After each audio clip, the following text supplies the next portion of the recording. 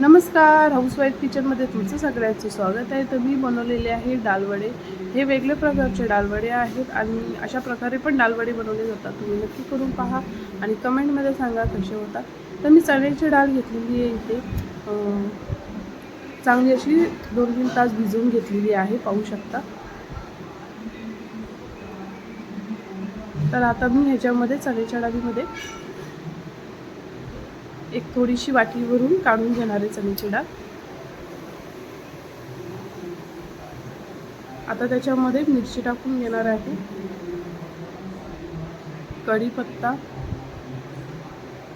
2-3 मिरच्या घेतलेल्या आहेत, कढीपत्ता घेतलेला आहे, कोथिंबीर आहे,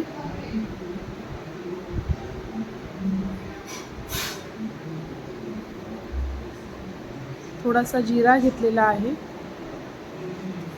थोडा ओवा घेतलेला आहे, मीठ घेतलेला आहे चवीपुरता आणि पुदिन्याची पावडर मिक्सर हाफ म्हणतात त्याला, तो घेतलेला आहे. आता हे आपल्याला बारीक करून घ्यायचं आहे.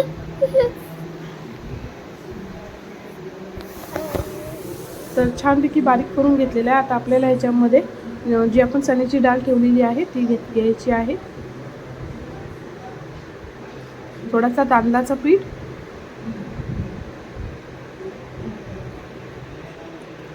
पाहू शकता, आणि त्याच्यामध्ये मी चणा पीठ पण घेतलेला आहे, पण थोडासा स्किप झालेला आहे. तर थोडासा चणा पीठ पण घ्यायचा आहे आणि तांदळाचं पीठ घ्यायचं आहे आणि मिक्स करून घेऊन आपल्याला तेल गरम करायला ठेवलेलं आहे. आणि पाहू शकता मी आता कसे वडे बनवते. तर अशा हातावर वडे बनवू शकता तुम्ही, हातावर वडे बनवायचे आहे आणि आपल्याला तेलामध्ये सोडायचे आहे, पाहू शकता.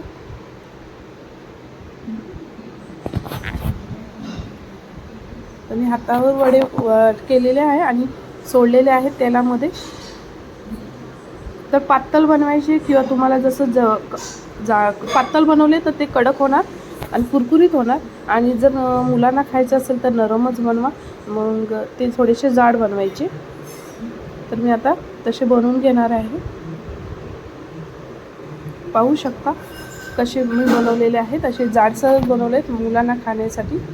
पातळ बनवायचे असेल तर ते कडक होणार, कुरकुरीत होणार आणि ते मुलांना आवडत नाही तसं.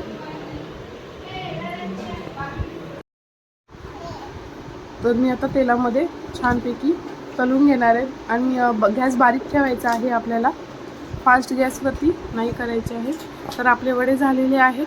असे वडे खोबऱ्याच्या चटणीबरोबर किंवा पुदिन्याच्या चटणीबरोबर खाऊ शकता, खूप छान लागतात. आणि प्लीज सबस्क्राईब करा, लाईक करा. थँक्यू.